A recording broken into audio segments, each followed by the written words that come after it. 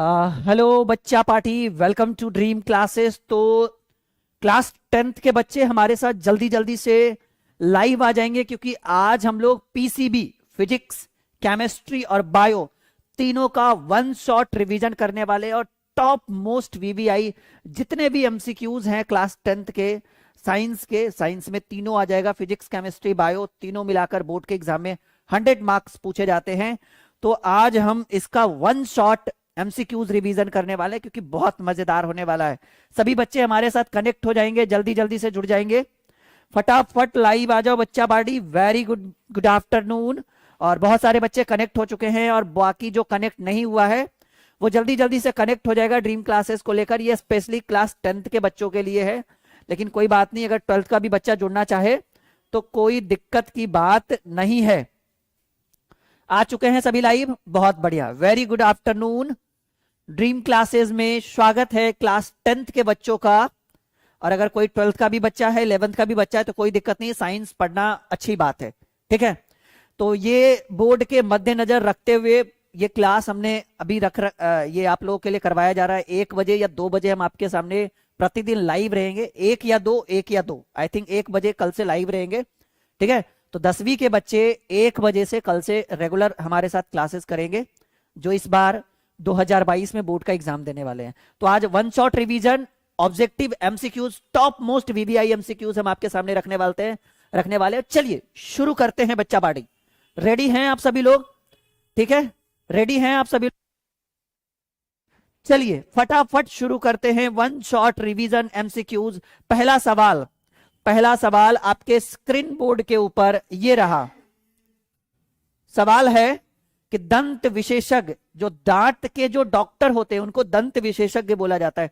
दंत विशेषज्ञ किस प्रकार के दर्पण का प्रयोग मरीजों के दांत का बड़ा प्रतिबिंब देखने के लिए करते हैं? मान लीजिए दांत में कोई परेशानी आ चुकी है और अब आप एक दंत चिकित्सक के पास जाते हैं, तो डॉक्टर जो है या दंत चिकित्सक एक ही बात है, वो आपकी दांत को देखने के लिए सिंपल सी बात है दर्पण का प्रयोग करेगा। तो सवाल है कि किस प्रकार के दर्पण का प्रयोग करेंगे? समतल, अवतल, उत्तल, या इनमें सभी कोई भी कर सकता है? बताइएगा जी। दंत विशेषज्ञ जो होते हैं, डॉक्टर जो होते हैं, दांत के डॉक्टर जो होते हैं, वो किस प्रकार के दर्पण का प्रयोग आपकी दांतों को देखने के लिए करेंगे? आपने आपकी दांतों का प्रतिबिंब बड़ा देखने के लिए। जी हाँ, बहुत बढ़िया, वेरी गुड। सभी बच्चे लाइव हैं। मैं जैसा कि सामने वाली स्क्रीन पे देख रहा हूं कि बहुत सारे बच्चे हमारे साथ लाइव आ चुके हैं आज 10th के लिए, क्योंकि मैंने पहले ही बोल दिया था कि अगर पिछले बैच में बच्चे आएंगे तो अगला 10th का बैच चलेगा। और सिंपल सी बात, अगर आप लाइव हैं तो हम आपके साथ बिल्कुल लाइव हैं, ये आपको भी पता है, ठीक है। तो दंत विशेषज्ञ जो है वो किस प्रकार के दर्पण का उपयोग करते हैं? भाई अवतल दर्पण का उपयोग करते हैं। ये रिवीजन, स्पेशल रिवीजन क्लास है, one shot revision class. PCB तीनों को एक साथ लेकर चले, मतलब आज फिजिक्स के भी क्वेश्चंस आएंगे आपके स्क्रीन पे, केमिस्ट्री के भी आएंगे और बायो के भी आएंगे, मतलब तीनों, पूरा साइंस कवर हो जाएगा जी। और यहां से क्वेश्चन बोर्ड के एग्जाम में 100% आएगा जी। एक बच्चा बोल रहा है सर अवतल, भाई फैसल, फिराशात, जो भी है अंसारी, ये गलत आंसर है बच्चा आपका। कौन सा लेंस अपसारी लेंस भी कहा जाता है? उत्तल या अवतल, अवतल उत्तल दोनों, या इनमें से कोई नहीं? किस टाइप के लेंस को अपसारी लेंस कहते हैं? दूसरा सवाल आपके स्क्रीन बोर्ड के ऊपर, बताइएगा किस लेंस को अपसारी लेंस कहेंगे? 2 का राइट आंसर क्या होगा जी? बहुत बढ़िया, वेरी गुड। शेयर करते रहिए सभी बच्चे, लाइक एंड शेयर का बटन दबाइए। जितना ज्यादा ऑडियंस रहेगा आपकी क्लासेस उतनी ही ज्यादा लगवाई जाएगी। आप चाहते हैं कि 10वीं की भी तैयारी ड्रीम क्लासेस करवाए, तो इसके लिए बस कुछ नहीं करना है, कुछ नहीं करना है, बस शेयर करते रहना है, अपने दोस्तों को बताते रहना है कि अब ड्रीम क्लासेस पे 10वीं की भी तैयारी शुरू हो चुकी है।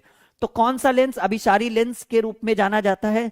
तो भाई देखो, उत्तल लेंस को तो अपसारी कहेंगे। उत्तल लेंस को कौन सा लेंस कहा जाता है?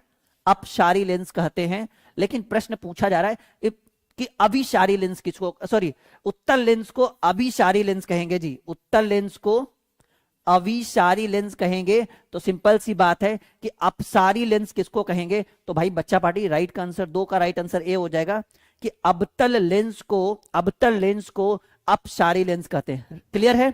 अनमोल पटेल, नंदनी, आंतरिक, विपिन, सभी बच्चे हमारे साथ लाइव है, सबको मैं सामने वाली स्क्रीन के ऊपर देख पा रहा हूं। बहुत बढ़िया, वेरी गुड। चलो, मजा आ रहा है? आगे बढ़े बाबू। क्योंकि ड्रीम क्लासेस पे सिर्फ 12th की क्लासेस चलती थी, लेकिन अब 11th और 10th के ऊपर पूरा पूरा ध्यान है हमारा। हम चाहते हैं कि हमारे साथ हमारे छोटे छोटे नन्हे नन्हे प्यारे प्यारे जो 10वीं के बच्चे हैं वो भी अच्छे मार्क्स से पास हो जाए। चलो जी, पुतली, पुतली ये वाली, ये जो पुतली है ना आंखों के ऊपर जो ये ऐसे ऐसे कर रहे हैं, ये पुतली कहलाता है जी। सवाल है कि पुतली के साइज को कौन कंट्रोल करता है, कौन नियंत्रित करता है। तीसरा सवाल, एक बेहतरीन सवाल कि पुतली के साइज को, ये शायद पिछले भी क्लास में आया था, तो बताइएगा कि पुतली के साइज को कौन कंट्रोल करता है, कौन नियंत्रित करता है। बहुत बढ़िया, दिशा कुमारी, सूरज, रवि, बहुत बढ़िया, मजा आ रहा है सबको। आप, मुझे पता है कि अब छोटे छोटे किड्स हो, छोटे छोटे बच्चे हो, 10वीं के बच्चे छोटे छोटे ना, प्यारे प्यारे नन्हे से बच्चे होते हैं एकदम, ठीक है। हाँ जी, तो बताओ पुतली के साइज को कौन नियंत्रित करता है। भाई पुतली के साइज को पश्चिमाभी ये नियंत्रित करेगा। 3 का राइट आंसर है। शेयर करते रहना, मुझे आपसे बहुत उम्मीद है, और याद रखिएगा जो उम्मीद आप मुझसे कर रहे हो उस पर आपको 100% फीडबैक मिलेगा। बोर्ड के एग्जाम में क्वेश्चन यहां से लड़ेंगे। 6 साल 7 साल का टीचिंग एक्सपीरियंस है और उसी एक्सपीरियंस के आधार पर मैं आपके लिए क्लासेस करवा रहा हूं, ठीक है। तो भाई पुतली के साइज को परितारिका नियंत्रित नहीं करता है। बच्चा, अगर कोई बच्चा परितारिका बोल रहा है तो ये गलत आंसर है जी। 3 का राइट आंसर जो होगा, ठीक है, ये आपका ए होगा, पश्चिमावी। This is the right answer of this question. Question number चौथा सवाल बहुत बेहतरीन। फिजिक्स, केमिस्ट्री, बायो तीनों आज कवर करेंगे जी, तीनों आज कवर करेंगे।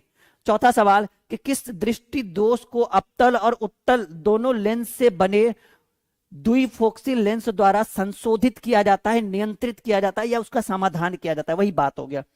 किस दृष्टि दोष को अवतल और उत्तल दोनों लेंसों से बने द्विफोक्सी लेंस, किस प्रकार के लेंस, द्विफोक्सी लेंस द्वारा संशोधित किया जा सकता है। निकट दृष्टि दोष, आपको पता है कि निकट दृष्टि दोष के उपचार के लिए अवतल लेंस से बने चश्मे का प्रयोग करते हैं। दीर्घ दृष्टि दोष के उपचार के लिए उत्तल लेंस से बने चश्मे का प्रयोग करते हैं। अब ये जरा दूरदर्शिता है और ये मोतियाबिंद, ये चारों जो है वो आंखों के अंदर उत्पन्न होने वाला दोष है। बताइए जी, चौथा सवाल कि किसके द्वारा जो है ये आपका ये काम होता है। बताइए चौथा सवाल। बहुत बढ़िया, बहुत बढ़िया, वेरी गुड वेरी गुड, बहुत बढ़िया, बच्चे सही आंसर दे रहे हैं।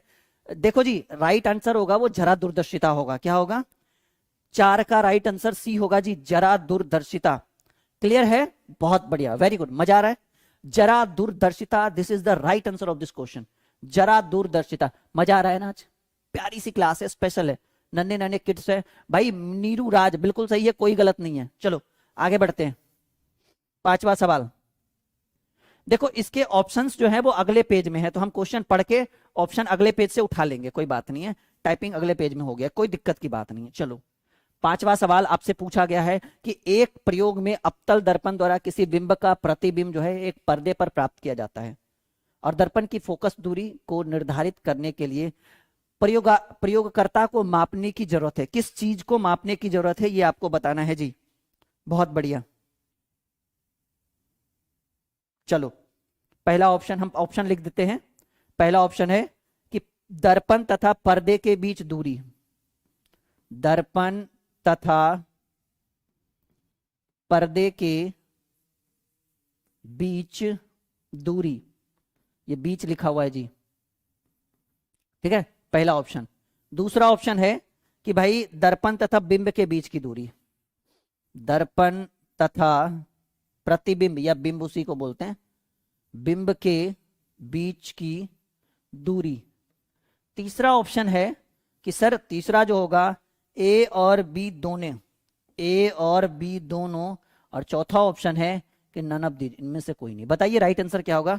क्वेश्चन नंबर 5 बताइए कि एक प्रयोग में अवतल दर्पण द्वारा किसी बिंब का प्रतिबिंब एक पर्दे पर प्राप्त किया जाता है, तो दर्पण की फोकस दूरी को निर्धारित करने के लिए प्रयोगकर्ता जो है वो मापते हैं दर्पण तथा, नहीं सॉरी ये गलत हो रहा है मेरा, आई थिंक मेरे हिसाब से इसका आंसर होना चाहिए सी, कि भाई दर्पण तथा पर्दे के बीच की भी दूरी ज्ञात कर सकते हैं तथा दर्पण तथा प्रतिबिंब के बीच की दूरी भी ज्ञात करेंगे, यानी 5 का राइट आंसर सी हो गया। क्लियर हो गया सभी को? बहुत बढ़िया, वेरी गुड। आ रहा है समझ में? नहीं 5 का राइट आंसर सी, बहुत बढ़िया, बच्चे सही आंसर दे रहे हैं, मजा आ रहा है। हाँ, आपके पेपर शुरू हो चुके हैं फरवरी से, शायद 17 फरवरी से आपके पेपर है, एम आई राइट? हाँ, किसी का मार्च में होगा, अगर अलग बोर्ड का बच्चा, पर कोई बात नहीं, इस क्लास को हर बच्चा कर सकता है अटेंड। देखो ये ऑप्शन था, ये ऑप्शन क्या हो गया right answer? C is the right answer of this question. चलो ये आसान सवाल था, बिल्कुल प्यारा सा नन्हा सा ये प्यारा सा क्वेश्चन था। छठा सवाल छठा सवाल जो आपके लिए बहुत इंपॉर्टेंट है भाई, कि शब्दकोश के छोटे छोटे अक्षरों को पढ़ने के लिए, मान लो कि एक कॉपी है, किताब है, उसके छोटे छोटे अक्षरों को देखते हैं कि बच्चे जो होते हैं, जो छोटे छोटे किड्स होते हैं, जैसे आप लोग हो गए, तो आपको छोटी छोटी चीजें आपको आसानी से दिख जाती है, पर आपके दादी दादा जो भी हैं बुजुर्ग लोग, उनको सही से दिख नहीं पाता। तो सवाल कर रहा है कि शब्दकोश के छोटे छोटे अक्षरों को पढ़ने के लिए आप किस लेंस का उपयोग करना पसंद करेंगे? इन चारों में से किस तरह के लेंस का प्रयोग करके हम शब्द के छोटे छोटे अक्षरों को हम पढ़ सकते हैं? एक बेहतरीन क्वेश्चन कि शब्दकोश, शब्दकोश मतलब कोई किताब वगैरह जहां पे शब्दों का भंडार हो। हाँ जी भाई, यूपी एमपी बिहार गुजरात सभी के बच्चे पढ़ेंगे जी। सवाल है कि शब्दकोश के छोटे छोटे अक्षरों को पढ़ने के लिए आप किस तरह के लेंस को का उपयोग करना पसंद करेंगे? छठा सवाल, 4 विकल्प आपके स्क्रीन बोर्ड के ऊपर है। तो राइट आंसर हम बताएंगे कि सर ऐसे कंडीशन में आप 5 सेंटीमीटर फोकस दूरी वाला उत्तल लेंस यूज करिए। कौन सा? 5 सेंटीमीटर फोकस दूरी वाला कौन सा लेंस? कौन सा लेंस? उत्तल लेंस। कौन सा लेंस जी? जस्ट अ सेकेंड, कौन सा लेंस? उत्तल लेंस। ठीक है, this is the right answer of this question. 5 centimetre focus दूरी का उत्तल लेंस आप प्रयोग करिए छोटे छोटे शब्दकोश के अंदर छोटे छोटे अक्षरों को पढ़ने के लिए। आप इन चारों में से कौन सा लेंस प्रयोग कर सकते हैं? तो चौथा सी राइट आंसर हो गया। चलिए 7वां सवाल, एक बेहतरीन सवाल, बेहतरीन हाईलाइटेड और मोस्ट वीवीआई क्वेश्चन। बताएं राइट आंसर क्या होगा जी? सवाल कर रहा है निम्नलिखित में से कौन विद्युत विभवांतर का एसआई मात्रक होगा? फटाफट बताओ जी, 7 का राइट आंसर कौन होगा? विभवांतर का एसआई मात्रक क्या होगा? 7वां नंबर सवाल पूछा गया क्वेश्चन है, निम्नलिखित में से कौन विद्युत विभवांतर का एसआई मात्रक होगा? 7वां सवाल आपके स्क्रीन बोर्ड के ऊपर आ चुका है, जल्दी जल्दी से आंसर दीजिए। बहुत बढ़िया, बहुत बढ़िया, वेरी गुड। बच्चे आंसर दे रहे हैं कि sir this is the right answer. क्या होगा? Bolt is the right answer of this question. बिल्कुल सही है भाई, गलत तो कर ही नहीं सकते बच्चे। निम्नलिखित में से कौन विद्युत विभवांतर का एसआई मात्रक होगा? Bolt is the right answer of this question. 7 का ए हो गया, 7 का ए हो गया। चलिए 8वें सवाल की ओर अगर हम रुख करें तो 8वां सवाल हमसे पूछा गया है लघु पतन। लघु पतन जहां पे शॉर्ट सर्किट होता है ना जी, लघु पतन के समय परिपथ में विद्युत धारा के मान पर क्या इफेक्ट पड़ता है? जब शॉर्ट सर्किट हो जाए किसी घर में तो वहां पर जो विद्युत धारा का मान है, विद्युत धारा का प्रवाह, उसमें क्या परिवर्तन? ये क्वेश्चन पूछा गया है जी। 8वां सवाल कि लघु पतन के समय परिपथ में विद्युत धारा का मान क्या हो जाता है? बहुत अधिक हो जाता है, बहुत कम हो जाता है, परिवर्तित नहीं होता है, या निरंतर परिवर्तित होते रहता है, मतलब बढ़ते और घटते रहता है? बताइएगा राइट आंसर क्या होगा? लघु पतन के समय विद्युत परिपथ में विद्युत धारा के मान पर क्या असर पड़ेगा? तो भाई याद रखिएगा कि जब लघु पतन होगा, शॉर्ट सर्किट होगा, तो ऐसे कंडीशन में परिपथ में विद्युत धारा जो है वो बहुत अधिक बढ़ जाता है, एकदम बिल्कुल हाई स्पीड में विद्युत धारा का प्रवाह हो जाता है। इसलिए शॉर्ट सर्किट को हम लोग कंट्रोल नहीं कर पाते हैं। कभी कभार आग लगने की या इस तरह की समस्याएं बहुत लंबे, बहुत बड़े पैमाने पर देखा गया है इन सब चीजों को। ठीक है, अच्छा, जो बच्चा 10th में आखिरी समय में अच्छे मार्क्स लाना चाहता है, वो 10th के ऊपर कल से आप लोग के लिए संजीवनी बैच लागू हो रहा है जी। संजीवनी बैच, ये बैच कहां पे मिलेगा? ड्रीम क्लासेस के लर्निंग ऐप के ऊपर मिलेगा। इस बैच को 10वीं 12वीं सभी के बच्चे ज्वाइन कर सकते हैं, लेकिन मैंने आपके लिए स्पेशल बोला है कि जो बच्चे 10th में है संजीवनी बैच ज्वाइन करिए। इसमें 6 विषयों का पूरा गेसिंग रहेगा और आखिरी 1 से 1.5 महीने में पढ़ के अच्छे मार्क्स ला सकते हैं। ठीक है, आगे बढ़ते हैं। 9वां सवाल, क्वेश्चन नंबर 9। कुछ हार्ड क्वेश्चन भी है, कुछ हल्के भी है। ऐसा नहीं कि हार्ड को देखकर आप अपनी क्लासेस को एंड कर देना, ये गंदे लड़कों का काम होता है, लड़कियों का काम होता है, वो पढ़ते नहीं है फिर ऐसे में। पश्चिम की ओर प्रक्षेपित कोई धनावेश कण किसी चुंबकीय क्षेत्र में, ये गलत लिखा हुआ है, ठीक है, उत्तर की ओर, पश्चिम की ओर होना चाहिए, ये गलत लिखा हुआ है, ये इसको हम हटा देंगे। चित्र की दिशा, हाँ, पश्चिम की ओर प्रक्षेपित कोई धनावेशित कण, मतलब धनावेशित कण किस ओर प्रक्षेपित है? पश्चिम की ओर, जिसको हम अल्फा कहते हैं। किसी चुंबकीय क्षेत्र द्वारा उत्तर की ओर विक्षेपित हो जाती है, तो चुंबकीय क्षेत्र की दिशा क्या होनी चाहिए? बताइए। अगर आपने, हाँ भाई फास्ट कर रहे हैं, कोई बात नहीं, आंसर दोगे फास्ट तब तो फिर आगे बढ़ेंगे हम। बताओ, फास्ट आंसर दो, हम भी फास्ट बढ़ते हैं। पश्चिम होना चाहिए ये, नहीं। क्वेश्चन नंबर 9 की पश्चिम की ओर विक्षेपित कोई धनावेशित कण, जिसको अल्फा कहा जाता है, किसी चुंबकीय क्षेत्र द्वारा उत्तर की ओर विक्षेपित हो जाती है, तो चुंबकीय क्षेत्र की दिशा क्या होगी? Question number 9। और भाई तो देखो, उसकी दिशा जो होगी ऊपरी मुख होगी। और इस क्वेश्चन पे हम ज्यादा फोकस नहीं करेंगे क्योंकि मुझे इसके लैंग्वेज पे थोड़ा सा डाउट है। चलो, इस क्वेश्चन पे ज्यादा फोकस नहीं करेंगे। आगे बढ़े, आगे बढ़ते। लैंग्वेज ही जब सही नहीं है तो फिर इसके आंसर के क्या करेंगे जान के। 10वां सवाल, ये बढ़िया सवाल है जी, पूछा गया वीवीआई प्रीवियस ईयर क्वेश्चन है कि तांबे के तार की एक आयताकार कुंडली किसी चुंबकीय क्षेत्र में घूर्णित गति कर रही है, तो इस कुंडली में प्रेरित विद्युत धारा की दिशा में कितने परिभ्रमण के पश्चात परिवर्तन होता है? बताइए कितने परिभ्रमण के पश्चात परिवर्तन होगा। क्वेश्चन नंबर 10वां, और अच्छा सवाल है जी कि तांबे के एक तार की एक आयताकार कुंडली है, किसी चुंबकीय क्षेत्र में घूर्णन कर रही है, और इस कुंडली में प्रेरित धारा की दिशा में कितने परिभ्रमण के पश्चात परिवर्तन होगा। तो ये बहुत अच्छा सवाल है, क्वेश्चन नंबर 10। और ठीक है, हाँ जी, तो भाई आधे परिभ्रमण के बाद जो है इसके अंदर परिवर्तन होगा। नहीं नहीं, 10 का राइट आंसर बी नहीं होगा, जो बच्चा बी को टिक लगा रहा है वो गलत है, 10 का राइट आंसर सी होगा। चलो आगे बढ़ते हैं 11वें सवाल की ओर अगर हम रुक करें तो 11वां बहुत बेहतरीन सवाल है जी, बहुत बेहतरीन सवाल है। सवाल पूछता है आपसे कि किसी विद्युत धारावाही सीधी लंबी परिनालिका के भीतर चुंबकीय क्षेत्र जो है वो क्या होगा? बताइए, किसी विद्युत धारावाही सीधी लंबी परिनालिका के भीतर, किसी विद्युत धारावाही सीधी लंबी परिनालिका के भीतर विद्युत क्षेत्र की वैल्यू क्या होगी? Question number 11, what is the right answer of this question? बताइएगा जी, 11 नंबर क्वेश्चन का राइट आंसर क्या होगा कि किसी विद्युत धारावाही सीधी लंबी परिनालिका के भीतर विद्युतीय क्षेत्र। तो बच्चा पार्टी 11 का राइट आंसर जो होगा वो डी होगा कि सभी बिंदुओं पर इक्वल रहता है, समान रहता है। नोट करिएगा सभी बच्चे अपने कॉपी में कि ऐसे कंडीशन में धारावाही सीधी लंबी परिनालिका के भीतर चुंबकीय क्षेत्र जो है वो सभी बिंदुओं पर समान रहता है। 11 का राइट आंसर डी हो गया जी। चलिए आगे बढ़े, आगे बढ़े, बहुत बढ़िया, वेरी गुड। चलो 12वें सवाल की ओर रुख करें। अगर 12वां सवाल आपसे पूछा जाए, 12 और 13 दोनों एक ही साथ करते हैं क्योंकि दोनों बहुत प्यारे प्यारे सवाल है। देखो भाई, सबसे हाईलाइटेड क्वेश्चन, क्लास 10th में बोर्ड के एग्जाम में काफी बार पूछने वाले क्वेश्चन 12वां और 13वां। 12वां सवाल कि सौर कुकर, जिसको सोलर कुकर बोलते हैं, के लिए कौन सा दर्पण सर्वाधिक उपयुक्त होगा? सोलर कुकर या सौर कुकर कहिए, इसमें कौन सा दर्पण सर्वाधिक उपयोग होता है? और 13वां नंबर क्वेश्चन कि चिपको आंदोलन का मुख्य उद्देश्य किस चीज को संरक्षित करने का था? दोनों जो है, ये दोनों जो है भाई, ये दोनों आपके लिए most very very important question है, दोनों आपके लिए मोस्ट वीवीआई क्वेश्चन है। क्वेश्चन नंबर 12 कि सोलर कुकर के लिए कौन सा दर्पण सर्वाधिक उपयोग होता है? क्वेश्चन नंबर 13 कि चिपको आंदोलन का मुख्य उद्देश्य किस चीज को संरक्षित करना है? तो देखो भाई, सोलर कुकर में क्वेश्चन नंबर 12 एक बहुत ही हाईलाइटेड क्वेश्चन है कि सर जी सोलर कुकर में तो हम अवतल दर्पण का प्रयोग करेंगे, कोई डाउट ही नहीं है। और चिपको आंदोलन सुंदर लाल बहुगुणा के द्वारा था, जो वृक्षों की कटाई के ऊपर था, जिसके तहत जो है वो लोग क्या करते थे कि जब अंग्रेजों के द्वारा या जो भी कहिए आपके जो अगेंस्ट हैं उसके थ्रू, अगर 1872 में शायद इसकी शुरुआत की गई थी, तो इसमें क्या होता था कि जब ये पेड़ काटने के लिए जाते थे ना, तो लोग पेड़ से चिपक जाते थे, मतलब पेड़ को पकड़ लेते थे, अब काटिए, आप कैसे काटिएगा, ठीक है। तो चिपको आंदोलन में ही होता था। इसके संस्थापक थे सुंदर लाल बहुगुणा। एम आई राइट? बिल्कुल मैं सही कह रहा हूँ शायद, हाँ जी, वृक्षों की कटाई से। सौरभ कुमार ने बिल्कुल सही बोला है सर जी, वृक्षों की कटाई से ये संबंधित है चिपको आंदोलन। संस्थापक कौन थे? सुंदर लाल बहुगुणा, ठीक है। 14वें सवाल की ओर अगर हम रुक करें, 14वां सवाल आपके लिए बहुत इंपॉर्टेंट है कि देखो, मैंने बोला था फिजिक्स केमिस्ट्री बायो तीनों एक साथ रहेगा जी। निम्नलिखित में से किसके विलयन का उपयोग दीवारों की सफेदी करने के लिए किया जाता है? वो आप बॉल बुट्टी करवाते हो ना, बॉल बुट्टी, हाँ, उसके रिलेटेड क्वेश्चन है।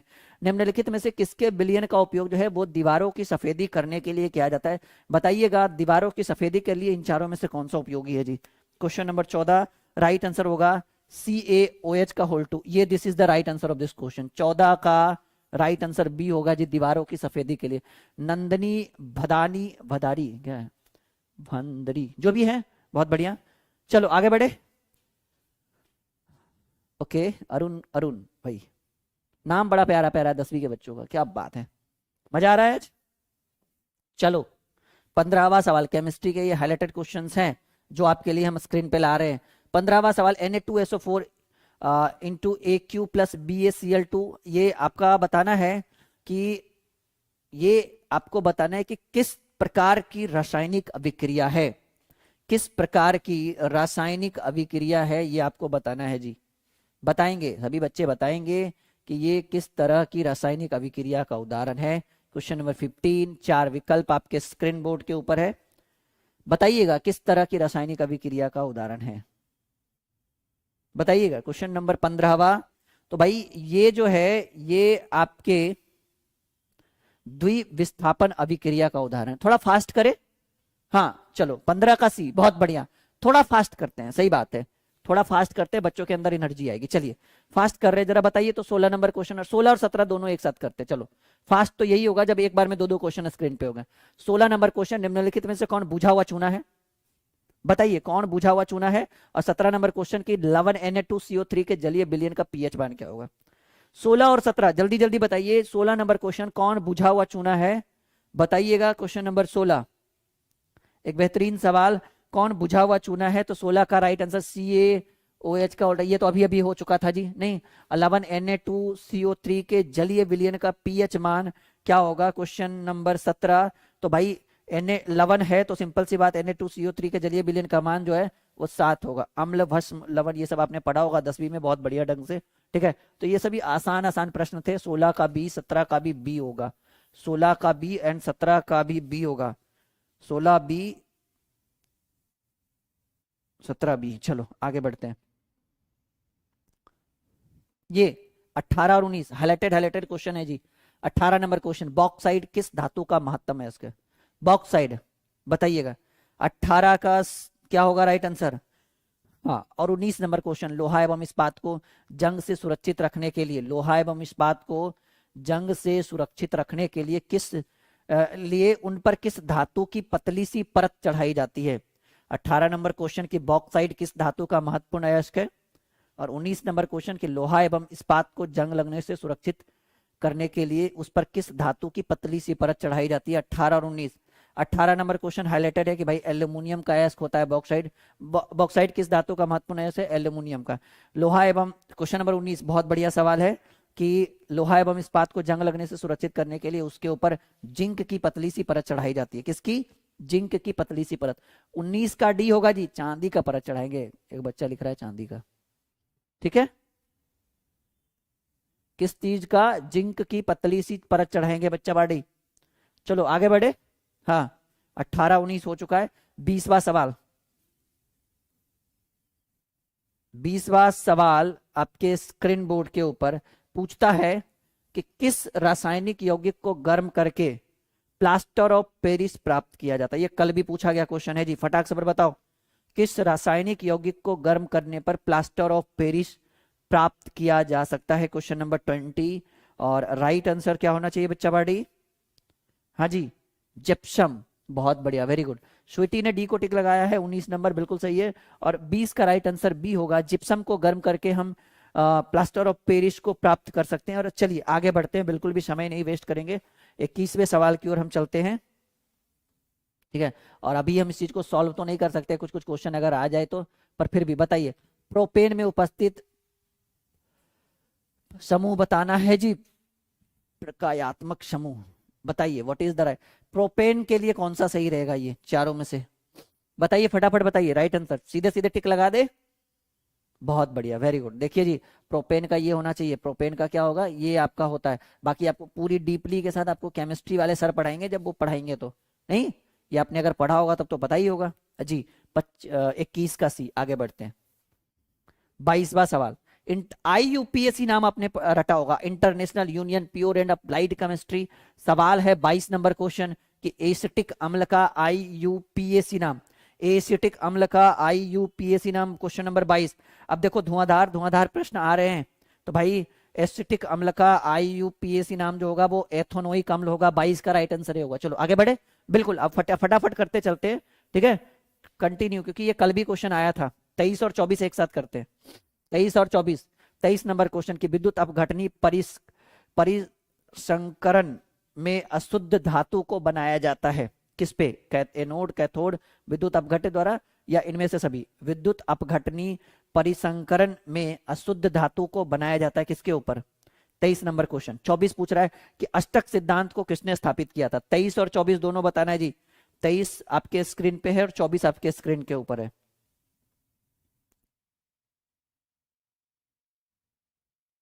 चलो भाई, तो 23 का राइट आंसर होगा एनोड के ऊपर, और अष्टक सिद्धांत के प्रतिपादक थे भाई न्यूलैंड साहब, ये कल भी आया था। और ये वेरी वेरी इंपॉर्टेंट है, पूछता है कभी कभी कि अष्टक सिद्धांत को किसने स्थापित किया। तो भाई अष्टक सिद्धांत को प्रतिपादित करने वाले व्यक्ति थे न्यूलैंड। कोई बच्चा बोल रहा है हेनरी, बिल्कुल गलत है जी। 25वां सवाल।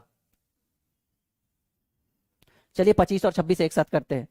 25 नंबर क्वेश्चन कह रहा है कि आधुनिक आवर्त सारणी के नियम अनुसार तत्वों का गुणधर्म बताइए भाई, चारों में से कौन सा राइट आंसर होगा। और 26 नंबर क्वेश्चन कर रहा है निम्नलिखित में से कौन सा आयन लाल लिटमस पत्र को नीला कर सकता है। ये बहुत बेहतरीन, ये जो है ना, ये वायरल ऑब्जेक्टिव क्वेश्चन है जी। ये वायरल ऑब्जेक्टिव है, यानी वायरल का मतलब है कि हर साल ये लतखोर टाइप का ऑब्जेक्टिव है, हर साल बोर्ड के एग्जाम में आता है। लाल लिटमस पत्र को नीला कौन करेगा, नीले को लाल कौन करेगा, ये ठीक है। हाँ जी भाई, फालतू कमेंट मत किया करो वरना ब्लॉक कर दिए जाओगे, ठीक है। फिर आते रहोगे, चल जाओगे 2 मिनट में। चलो 25 और 26 फटाफट बताओ। चलो तो 25 का राइट आंसर होगा कि आधुनिक आवर्त सारणी के नियम के अनुसार सभी तत्वों का गुणधर्म जो होता है वो परमाणु संख्या के आवर्तकाल होता है।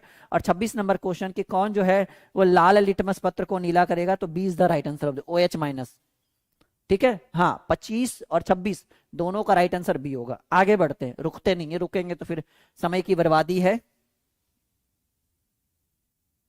चलो आगे बढ़ते हैं 27 नंबर क्वेश्चन के ऊपर। कुछ बायोलॉजी के प्रश्न अब आपके स्क्रीन के ऊपर आ चुके हैं। अच्छा 27 नंबर क्वेश्चन कहता है, 27 नंबर क्वेश्चन आपसे कहता है कि पादप में जाइलम उत्तरदायी है कि किस चीज के लिए। पादप में जाइलम उत्तरदायी है, पादप में जाइलम उत्तरदायी है जल के वहन के लिए, भोजन के पाचन के लिए, अमीनो अम्ल के वहन के लिए, या ऑक्सीजन के वहन के लिए। बताइएगा क्वेश्चन नंबर 27 क्या होगा राइट आंसर जी। क्वेश्चन नंबर 27 की पादप में जाइलम उत्तरदायी है किस चीज के लिए। पादप में जाइलम उत्तरदायी है 27 नंबर क्वेश्चन। तो भाई पादप में जाइलम उत्तरदायी है जल के बहन के लिए, ठीक है। जल के बहन के लिए पादप में जाइलम उत्तरदायी है। आगे बढ़ते 28वां सवाल। 28वां सवाल बहुत बेहतरीन क्वेश्चन पूछता है बोर्ड के एग्जाम में, काफी बार देखने को मिला है। 28 और 29 एक साथ करते हैं दोनों, ठीक है। 28 नंबर क्वेश्चन कर रहा है निम्नलिखित में से किसे कोशिका की ऊर्जा मुद्रा के रूप में जाना जाता है। किसे कोशिका की ऊर्जा मुद्रा के रूप में जाना जाता है। और 29 नंबर क्वेश्चन जो मोस्ट वायरल क्वेश्चन है, ये भी एक तरह का लतखोर ही क्वेश्चन मान सकते हैं। 29 नंबर क्वेश्चन कर रहा है कि पौधों में गैसों का आदान प्रदान किसके द्वारा होता है भाई। 28 और 29 बेहतरीन बेहतरीन सवाल। 28 की निम्नलिखित में से किसे कोशिका की ऊर्जा मुद्रा के रूप में जाना जाता है। अच्छा सभी बच्चे एक बार अभी सभी बच्चे एक बार कमेंट करेंगे, सभी 10th के बच्चे हैं ना। अपना क्लास लिखो जी, कौन किस क्लास में है। वैसे तो मुझे लग रहा है कि सभी 10th के होंगे, कोई कोई बच्चा होगा 12th का, एक आग दो बीच में। सभी अपने क्लास को कमेंट बॉक्स में लिखिएगा जरा, लाइव चैट में हम देखे जरा कि कौन किस क्लास में। तब तक हम 28 और 29 को टिक लगाते हैं, तब तक आप बताइए। देखो कोशिका की कोशिका की ऊर्जा मुद्रा ATP को कहा जाता है। और पत्तियों में गैसों का आदान प्रदान रंध्र के द्वारा किया जाता है, ठीक है। यानी 28 का भी और 29 का भी। एक बार बच्चे सभी लोग लिखे तो जरा, कौन किस क्लास में है जी। बहुत बढ़िया, फटाफट लिखो जरा, जल्दी लिखो, अपना क्लास लिखो भाई। चलो बहुत बढ़िया, very good very good very good. जल्दी लिखो, रुको नहीं, फटाफट लिखो। एक बार पता तो चले कि 10वीं के ही बच्चे हैं सारे, या 12th वाले भी कुछ कुछ है, एक आध दो। बहुत बढ़िया, जय श्री राम। एक है भाई एजुकेशन गैलेक्सी, वो 12th का है बच्चा। बहुत बढ़िया, मतलब ओवरऑल मुझे ये पता चल गया कि 10वीं के ही बच्चे हमारे ड्रीम क्लासेस के साथ अभी आज के इस लाइव क्लास को अटेंड कर रहे हैं। बहुत बढ़िया, चलो पता तो चले। अभी अगले क्लास में इससे भी ज्यादा भीड़ होना चाहिए जी, ठीक है। डन, चलो बहुत बढ़िया। मैं समझ चुका हूं कि लगभग 10वीं के बच्चे हमारे साथ हैं। हृदय से रक्त को संपूर्ण शरीर में पंप किया जाता है किसके द्वारा। हृदय में रक्त यानी रुधिर को संपूर्ण शरीर में पंप किया जाता है, ठीक है। ये किडनी होना चाहिए ना, ये आई थिंक ये ऑप्शन में नहीं है, 30 का राइट आंसर होना चाहिए। हाँ, ये होना चाहिए, अलिंदो के द्वारा। ये ऑप्शन है नहीं सही सही, तो यही आंसर होना चाहिए। ना ना ना ना, फेफड़ा का, भाई फेफड़ा कहाँ से ब्लड इधर उधर लेके जाएगा? पंप करना मतलब छानना, शुद्ध करना। ये हमारे किडनी गुर्दा का काम होता है, जिसको अलिंदा भी कहा जा सकते हैं। ठीक है, चलो हाँ, ये समझने वाली बात है, हल्के छोटे छोटे प्रश्न हैं। 31वां सवाल आ चुका है। 31 और 32 एक साथ करते हैं दोनों को। 31 नंबर क्वेश्चन बहुत प्यारा सा क्वेश्चन है कि कौन सा पादप हार्मोन पत्तियों के मुरझाने के लिए उत्तर है, मतलब पत्तियां मुरझा जाती है कुछ देर में, पता है आपको कि अगर उसका जड़ काट दिया जाए तो पत्तियां मुरझा जाती है, सिंपल सी बात है। तो ये इसके लिए कौन सा हार्मोन उत्तरदायी है? और क्वेश्चन नंबर 32 जो आपके स्क्रीन के ऊपर है कि जड़ की अधोगामी वृद्धि है, जड़ की अधोगामी वृद्धि है। ठीक है, प्रकाश प्रकाशानुवर्तन, ठीक है, गुरुत्वानुवर्तन, जलानुवर्तन या रसायनुवर्तन, बताइए। चार विकल्प 31 और 32, दो क्वेश्चन आपके स्क्रीन के ऊपर है। और 31 तो हाईलाइटेड है, पूछता है काफी बार पूछने देखने को मिला है 31 नंबर क्वेश्चन। तो 31 का राइट आंसर होगा भाई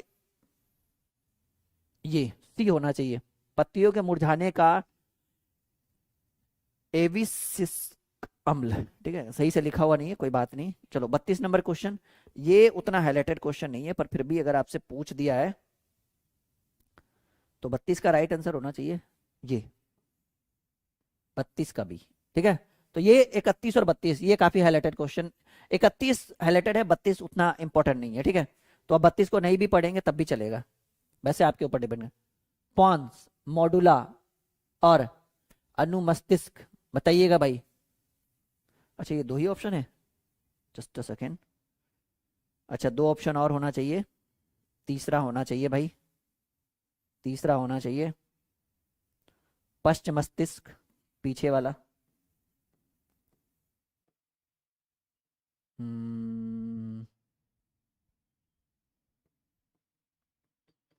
पश्च मस्तिष्क का हिस्सा। एंड एक और होना चाहिए चौथा, आई मीन डी भाई, डी बोलिए या। ठीक है, प्रमस्तिष्क का हिस्सा मतलब आगे होता है भाई, का। बताएंगे, चार विकल्प आपके स्क्रीन के ऊपर है, 33 का राइट आंसर क्या होना चाहिए? तो मैं सीधे सीधे टिक लगाऊंगा कि भाई ये जो ऑप्शन होगा ये सी होगा राइट आंसर। ठीक है, ये आपका इसका हिस्सा है, ये 33 नंबर क्वेश्चन। अच्छा है, बेहतरीन क्वेश्चन है, पूछता है ना ना, A is the not right answer, C is the right answer of this question. आगे बढ़िए, 34 35 36 फटाफट करते हैं एकदम। ठीक है, 34 35 एक साथ बताओ, 34 का राइट आंसर क्या होना चाहिए? निम्नलिखित में से कौन सी अनैच्छिक क्रिया नहीं है? और 35 नंबर क्वेश्चन के अलैंगिक जनन मुकुलन द्वारा होता है, किसमें? 35 तो भाई हाईलाइटेड है, पूछा गया क्वेश्चन है, वीवीआई है भाई। ठीक है, 34 थोड़ा सा है लेकिन बहुत बढ़िया, काफी बार पूछता है। निम्नलिखित में से कौन सी अनैच्छिक क्रिया नहीं है? तो 34 का राइट आंसर होना चाहिए बी, चबाना। ये एक क्रिया नहीं है, ये कभी कभार इंसान का एक मान लीजिए कि एक हैबिट हो जाता है। निम्नलिखित में से कौन अनैच्छिक क्रिया नहीं है?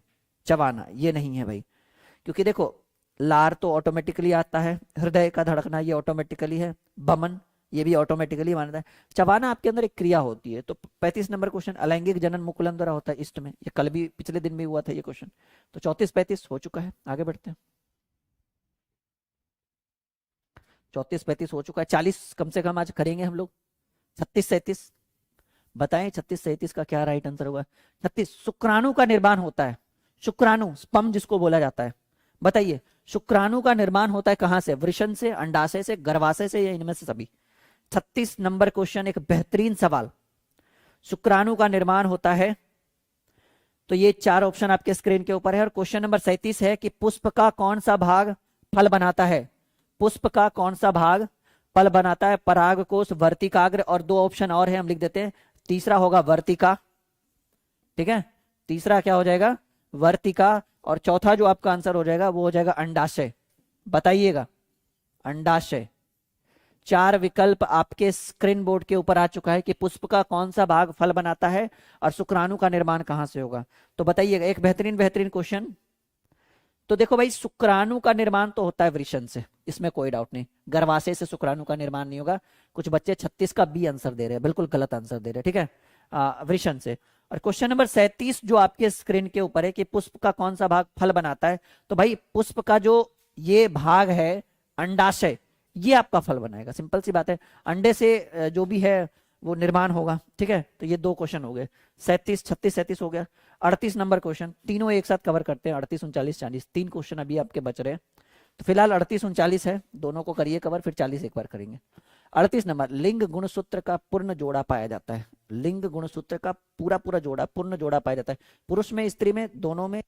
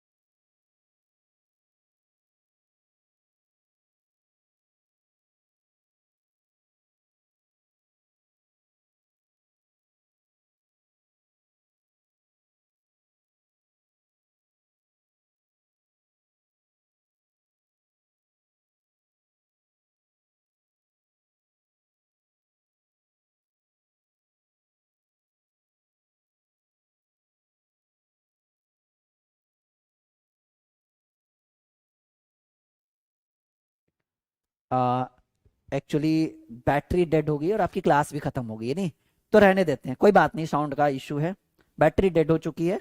And bye bye, take care, best of luck, मिलते हैं अगले क्लास में। Okay, bye bye, take care.